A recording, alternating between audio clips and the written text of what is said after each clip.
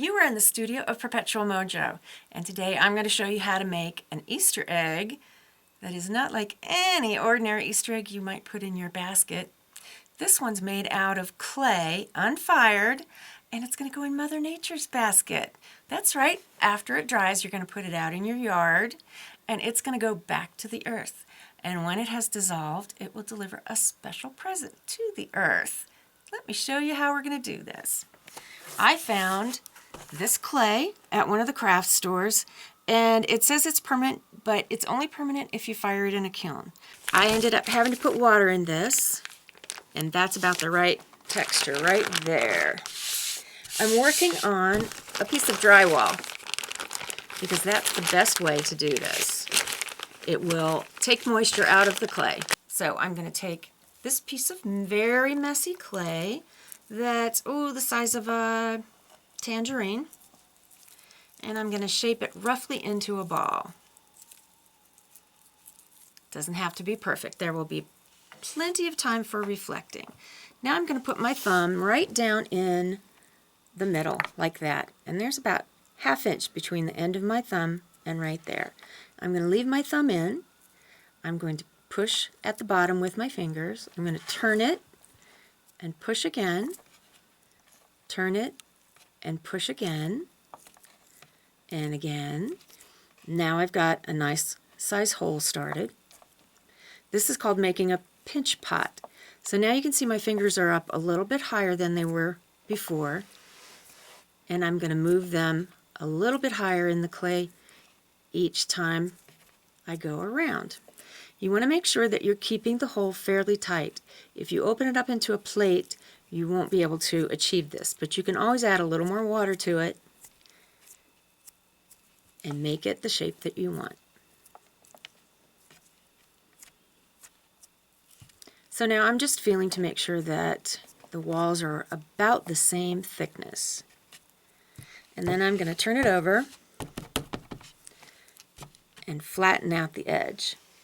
Now I've already done one piece, and I just need to flatten that edge a little bit, just like that.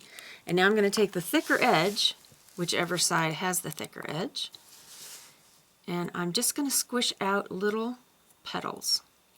This is going to be a flange to help you put the two sides of the egg together. So it kind of looks like a flower. I like the way that looks. Now check to make sure it's going to fit. And here's the fun part. I'm adding some heirloom pumpkin seeds because to me, pumpkins represent about the time that I bloom. I love the fall. I love the crisp weather. And that gets me in the mood to create. So I'm going to put some of those in there. And then I'm also going to say, I'm going to whisper into my egg before I put it together, I have brilliant intentions for spring. Let's make the world a better place. Okay, now you can put them together. All you have to do to close it up is very gently push the flange over on the other side. If you press too hard, you're going to make a hole that you won't be able to get out. It'll make a big dent is what I mean, and you won't be able to puff it back out. When you go around the second time, you're going to smooth a little more. Be sure that you're wearing clothes that you don't mind being stained if you find a clay with any red in it, because that does stain your clothes. All right, now you can shape it right on your board. And now I want to make it into an egg shape, so I'm going to roll it and push down on one side.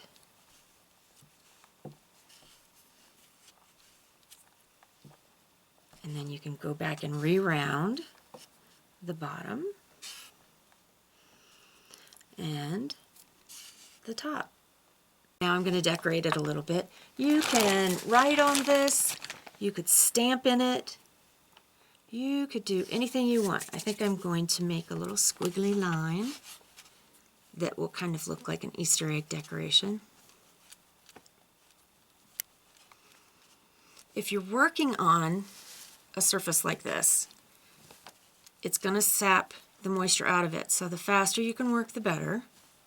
Or just put it onto a piece of plastic and fold the plastic over it. It'll stay. If it starts cracking, put it back in the bag. It will need to be re-wetted.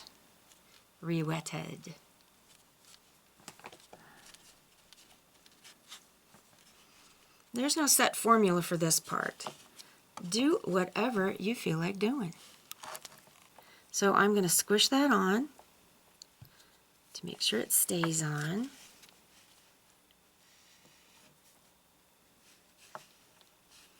And then I'm going to put some dots on it.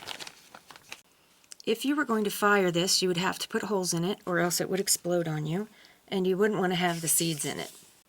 All you have to do when it's finished is let it dry, and then set it out in your garden or under a tree, and time and weather will break it down, put the clay back into the earth, and release your seeds of brilliant intentions.